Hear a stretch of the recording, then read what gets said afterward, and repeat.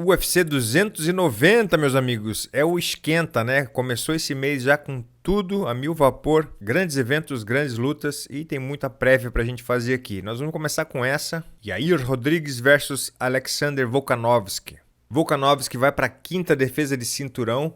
Ele estava dominando tanto nessa categoria que ele acabou dando uma passeada na categoria de cima para lutar e tentar o segundo cinturão contra Islam Makhachev. Volka é um cara extremamente atlético, ex-jogador de rugby, o bicho é uma pedra. Quando a gente vê algumas partes da luta do zumbi coreano contra o Volkanovski, o coreano atacava, ele nem se mexia. E aí o Volkanovski acertava o adversário e ele cambaleava 3 passos para o lado. Só que além da composição física, ele também impressiona pela velocidade. São golpes muito rápidos que não dava nem tempo do coreano pensar em defender. E o Volka faz isso com a maioria dos seus adversários. Contra o Max Holloway, mesma coisa. Um lutador que é muito rápido no boxe, ele dominou o havaiano por 5 rounds. E esses golpes rápidos, eles vão minando, né, o adversário, que vai ficando cada vez mais lento durante a luta. Consequentemente, aumentando a vantagem do Volkanovski. Porque nessa luta contra o coreano nos primeiros jabs da luta, ele estava ainda bem veloz. À medida que ele vai tomando golpes de encontro, a velocidade vai diminuindo até parar de vez. Um outro aspecto da qualidade do campeão é o reflexo, a velocidade de reação para interceptar os ataques do adversário. Como esse chute no meio que para o jab do coreano. Ou esses dois momentos que o Volka apara o jab do zumbi colocando seu jab por cima. Já que ele apara novamente e coloca uma sequência bonita de jab direto. Tá, mas por que eu tô falando da luta do zumbi coreano se ele vai lutar com Yair Rodrigues? É porque justamente com esses atributos de velocidade, força, timing, é como ele consegue superar os adversários que são rápidos e maiores que ele. Por exemplo, na luta contra o Brian Ortega, quem era o lutador mais técnico? Brian Ortega.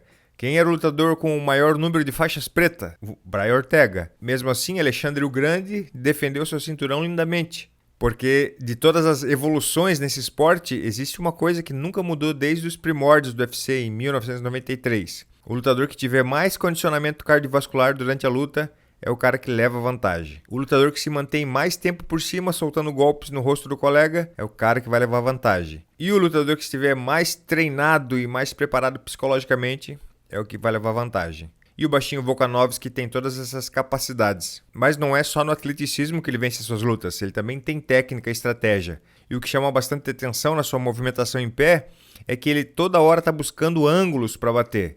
Ele força o adversário a se reposicionar constantemente.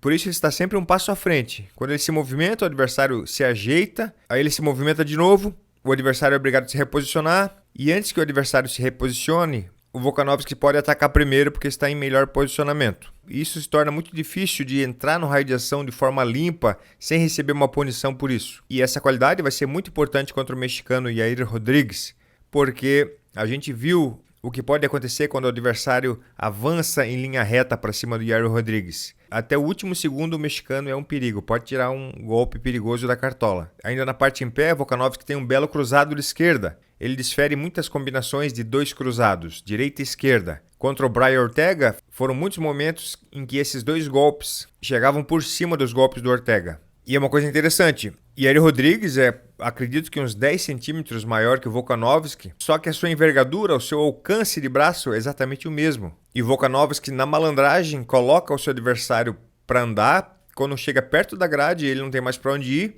senão para os lados, né? E é nesses momentos que o Volkanovski aproveita e consegue conectar esses golpes. Olha esse lance aqui. O Volka dá um passo largo para a direita, forçando o Ortega a sair para o lado oposto.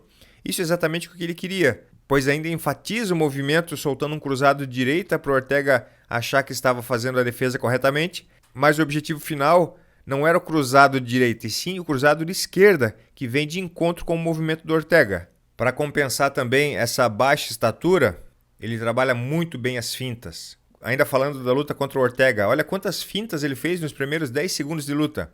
Algumas legais como essa aqui, ó, finta de chute por fora, faz o Ortega levantar o bloqueio por fora, então o Volkanovski chuta por dentro, não dando tempo do Ortega subir o bloqueio novamente. Uma outra que foi legal, finta de chute frontal, que faz o Ortega reagir, e quando ele coloca o pé no chão, o Volka ataca com uma combinação. Ou seja, cada ataque falso que arranca uma reação do oponente cria espaço e tempo para o Volkanovski soltar um ataque real. Eu já falei em outras análises, né, mas é legal destacar que todas essas fintas, quando elas funcionam bem, possuem quase o mesmo efeito que um golpe real para o adversário. porque elas cumprem o objetivo de manter o adversário sempre um passo atrás, sempre pensando e reagindo e nunca conseguindo ter a iniciativa do ataque. Nesse caso aqui, o Ortega é obrigado a ficar em modo defesa durante toda a luta. E todas essas fintas são determinantes para o domínio e espaço na parte em pé do Volkanovski. E aí, para o australiano não cair em nenhum golpe mirabolante do mexicano, ele vai precisar cobrir uma maior distância, né, para chegar no Rodrigues, pois ele é maior e vai tentar ficar na distância só chutando. E não menos importante, o seu jogo de grade e quedas, que provavelmente ele vai querer explorar muito contra o Jair Rodrigues.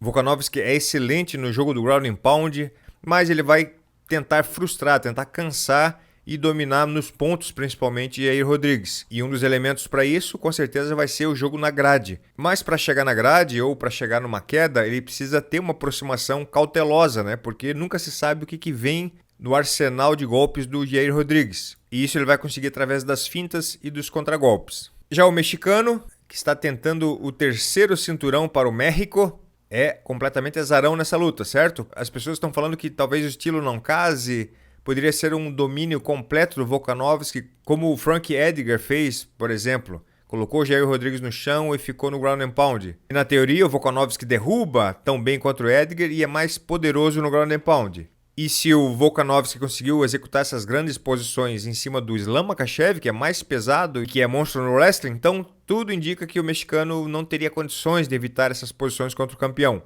Mas não podemos menosprezar o mestre do chute. O mais óbvio que vai acontecer nessa luta é o Rodrigues buscar sempre ficar na distância, né? O seu maior alcance com chutes. Porém, ele tem o mesmo alcance que o Volkanovski, né? Apenas a altura maior. Hein? Então, por isso, os chutes serão muito importantes para atacar o australiano na distância, já que a distância do boxe é a mesma. São chutes fortes, rápidos e que têm uma diversidade muito grande. Chute lateral na perna, chute circular, chute baixo. Isso vai ser importante porque o Volkanovski luta com uma base mais aberta, que é mais complicado de levantar o joelho para defender. Uma maneira que o Volkanovski pode tentar derrubar o Jair Rodrigues é segurando a perna nos chutes, né? Principalmente chute baixo. Por isso, o Jair Rodrigues também vai explorar as fintas, né? Ele finta que vai chutar embaixo, subindo o chute para o rosto. Se o Volka começar a segurar a perna, pode rolar uma finta dessa. Rodrigues provavelmente também vai explorar muito chute alto, porque o Volkanovski tem meio que o costume de defender apenas com uma mão. Provavelmente por ele ser mais baixo, que os adversários ficam mais confiantes, né, em chutar alto e com mais frequência, e acabam conseguindo bons momentos com esses golpes, mesmo não sendo super especialistas nesse ataque. Mas o Rodrigues é embaçado nesse chute, portanto pode ser perigoso o Volkanovski defender esses chutes apenas com uma mão. Uma coisa que o Jair Rodrigues desenvolveu durante as suas lutas. Nesse nível que ele se encontra, não adianta mais chutar e sair ileso, sem nenhuma retaliação por parte do adversário. Então ele desenvolveu um costume que eu gosto bastante, que é imediatamente depois do chute, onde o adversário vai querer atacar, responder ou encurtar a distância para derrubar. Então o Rodrigues chuta e imediatamente continua a combinação com a mão. Isso pode atrasar o início do ataque do adversário ou até pegá-lo com um golpe de encontro. O campeão Volkanovski com certeza não vai subestimar a versatilidade e a surpresa dos golpes do Jair Rodrigues, né? São joelhadas, cotoveladas, soco giratório, chute giratório. A qualquer momento e a qualquer posição ele pode tirar um golpe fatal. Olha essa cotovelada contra o zumbi coreano. Não foi uma cotovelada na sorte que surgiu do além, que ele pensou na hora, vou fazer isso aqui para ver. Se a gente reparar, ele visualizou isso em rounds anteriores da luta. Por exemplo, no final do quarto round, onde ele faz exatamente o mesmo movimento quando o zumbi entrou atacando em linha reta e acaba colocando a cabeça para frente. O Rodrigues baixou e simulou a subida do cotovelo, ou seja, já é algo treinado e programado. E ele acabou achando o tempo certo para executar essa técnica no segundo final da luta. Uma das estratégias do Volkanovski será pressionar, colocar o Rodrigues na grade, fazê-lo cansar, frustrar. Mas é importante destacar que o Jair Rodrigues fica muito confortável com as costas no chão. Na última luta, disputando o cinturão interino contra Josh Emmett, ele finalizou a luta com um triângulo, mesmo Josh Emmett também sendo um excelente lutador que pressiona por cima no ground and pound. Vai ser uma luta muito boa. Volkanovski inteligente, estratégico, é um dos melhores do mundo entre todos os pesos, e isso ele não conquistou à toa, né? Ele tem uma inteligência e uma enorme capacidade de se preparar e se adaptar ao jogo do adversário, mas Jair Rodrigues está vindo empolgado, está vindo em franca evolução. A gente viu isso na sua última luta contra o Josh Emmett. Se ele conseguir segurar os nervos, segurar a pressão de um país todo de língua latina nas costas para representar, pode dar uma boa luta entre os dois. que vai dar nessa luta? Na stake, Volkanovski bem favorito, né? Pagando 1,26 por real. E Yair Rodrigues, se ele vencer e você apostar nele, você recebe R$ 4,20. Mas lembre que você tem também as opções de destrinchar ainda mais esse combate. Vamos ver aqui. Volkanovski por nocaute é algo mais possível de acontecer, está pagando R$ 2,90. Mas também Rodrigues por finalização, não é impossível, está pagando R$ 15 por real apostado. Se você for se divertir nesse final de semana com as apostas na stake, e se você ainda não é cadastrado, se cadastre com o meu código VITAI. Beleza? A gente se fala no próximo vídeo. Valeu!